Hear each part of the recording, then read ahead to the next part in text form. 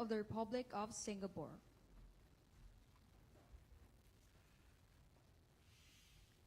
You may now take your seats. Now may we invite His Excellency Ferdinand R. Marcos Jr., President of the Republic of the Philippines, to deliver his statement. Prime Minister Lawrence Wong, the members of the Singaporean delegation, my colleagues in the Philippine government, our friends in the media, ladies and gentlemen, good evening. This visit of Prime Minister Wong demonstrates what we already have known for a long time to be true. The robust ties between the Philippines and Singapore and the steadfast camaraderie between Filipinos and Singaporeans are strong and remain strong. Less than a year after welcoming President Tharman Shanmugaratnam, I got that right at some point, we are honored that Prime Minister Wong has accepted our invitation and made his first bilateral overseas trip since securing a fresh mandate from the people of Singapore. In our bilateral meeting just now, Prime Minister Wong and I had extensive follow-through discussions on the results of the ASEAN Summit in Kuala Lumpur last week. And we exchanged views on what we can further do together to make ASEAN community stronger and more resilient. Bound by our shared commitment to free trade and the value of multilateralism, we each elaborated on how we hope to achieve ASEAN 2045, a vision of a resilient and inclusive regional community.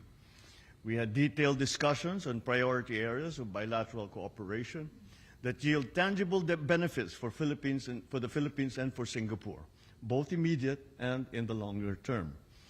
I expressed to Prime Minister Wong the gratitude of the Filipinos for Singapore's quick and effective deployment of its air assets to assist our efforts in delivering immediate necessities to far-flung victims of a typhoon last October.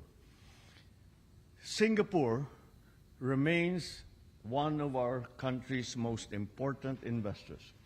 I express my hope that we will remain an important destination for these investments, and that the collaboration of our private sectors, both in the Philippines and in the region, will further deepen and adapt to global developments. Our climate change mitigation, our two countries reaffirmed our commitment to collaborate on a carbon credits mechanism in line with Article 6.2 of the Paris Agreement by commencing negotiations on an implementing arrangement. It is hoped that the early completion of the negotiation will result in climate-friendly actions and increased investments in related sectors, thereby creating meaningful and sustainable livelihood and business opportunities for both Filipinos and Singaporeans alike, while producing good sustainability outcomes for our local communities. We are likewise seeking further achievements in our renewable energy sector, acknowledging how Singapore will remain a major partner in our aspiration to diversify our energy sources. I encourage Singapore to increase its investments in the renewable energy sector as part of our forward-looking bilateral agenda. As we continue to promote collaboration and innovation and facilitate training and exchanges between our health experts, we hope to soon conclude a bilateral agreement with Singapore on health cooperation. Through the Digital Leadership Program between our Civil Service Commission and the National University of Singapore, we aim to accelerate digital leadership and transformation across the civil service. I would like to acknowledge Singapore for ensuring the survival and propagation of some of the Philippines' endemic and endangered species, most notably the Philippine eagle. I also extend our sincere appreciation to Singapore for ensuring the welfare, security, and safety of the 200,000, more or less, Filipino community residing in Singapore. It is appropriate that our respective agencies assist in the reintegration of the hard-working overseas Filipino workers once they have completed their work contracts in Singapore and have returned to the Philippines. In order to achieve peace and stability in the West Philippine Sea and South China Sea, I expressed how the Philippines will continue to be a committed advocate of the rules-based international order, one grounded on international law, in equity, and on justice. Finally, please allow me to express our sincere congratulations to all Singaporeans as your country celebrates the 60th year of your independence this August. Your remarkable progress over 6 decades to become one of the world's most stable, most admired countries is indeed an achievement worth celebrating and, for the Philippines, worth emulating. Thank you very much. Thank you, Mr. President. May we now invite His Excellency Lawrence Wong, Prime Minister of the Republic of Singapore, to deliver his statement. Mr. President, Excellencies, distinguished guests, let me once again thank President Marcos Jr. for his warm welcome and generous hospitality. The Singapore-Philippines relationship has never been better. It is a partnership that has been carefully nurtured over the decades by successive generations of leaders and officials. It is built on a high degree of mutual trust and respect, and it has enabled mutually beneficial cooperation over a wide range of areas. For example, in trade and investments, as the President said just now, our links have continued to grow over the years.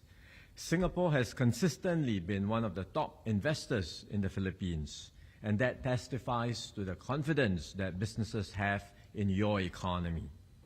We have also begun cooperation in new areas like sustainability and new technologies. During our meeting earlier, the President and I had a good discussion on ways to build on and further enhance our bilateral cooperation. Let me add on to the areas that the President highlighted just now. First, we agreed on the importance of expanding our collaboration in renewable energy, both bilaterally and also in the region. Singapore companies are interested in renewable energy projects in the Philippines, including solar and wind projects. Such projects can generate economic opportunities for the Philippines while supporting the Philippines' renewable energy targets. We also agreed to accelerate these efforts to achieve the ASEAN Power Grid. This will improve energy resilience in the region and support ASEAN's green transition. Second, we agreed to do more in sustainability to meet our respective climate goals. We took an important first step last August with the signing of an MOU on carbon credits collaboration, and our officials are working now towards finalizing a legally binding implementation agreement that's aligned with Article 6 of the Paris Agreement. This will facilitate commercial participation in carbon credits projects, which can spur technology transfer, green investments, and create good jobs. Third, we agreed to bolster people-to-people links between our two countries, and that forms the bedrock of our bilateral relationship. Singapore is home to a large community of Filipinos. They live and work in Singapore, contributing to our economy and society and enriching our cultural diversity.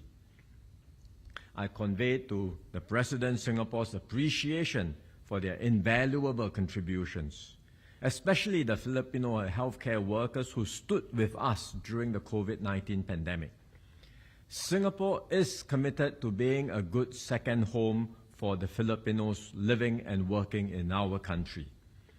The Ministry of Health is exploring ways to support Filipino healthcare workers in Singapore to upskill and eventually reintegrate into the Philippine healthcare system.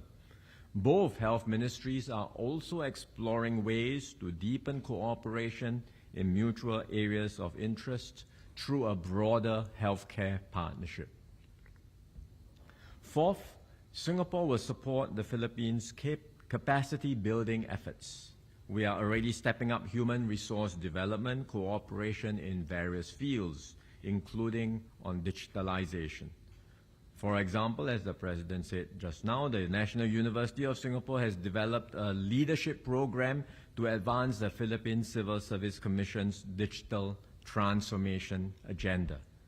The Temasek Foundation has also been active in the healthcare space in Taguig City. So we will continue to step up cooperation in these fields and more. finally, the President and I agreed to work closely together in ASEAN.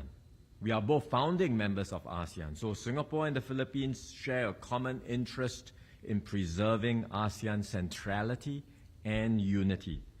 This will be critical in accelerating the integration of the region and enabling us to unlock the full potential of ASEAN. It will also enable ASEAN to better engage our external partners like the GCC countries or the EU. So the Philippines can count on Singapore's full support for its ASEAN chairmanship next year. And we will coordinate closely because Singapore takes over from the Philippines the ASEAN chairmanship the following year. So we will work shoulder to shoulder, side by side. And I look forward to partnering President Marcos Jr. to chart the next phase of our bilateral partnership. I am confident that under his leadership, the Singapore-Philippine relations will continue to grow from strength to strength. Thank you. Thank you, Prime Minister Wong. Excellencies, distinguished guests, this concludes the joint press event. Thank you and good evening.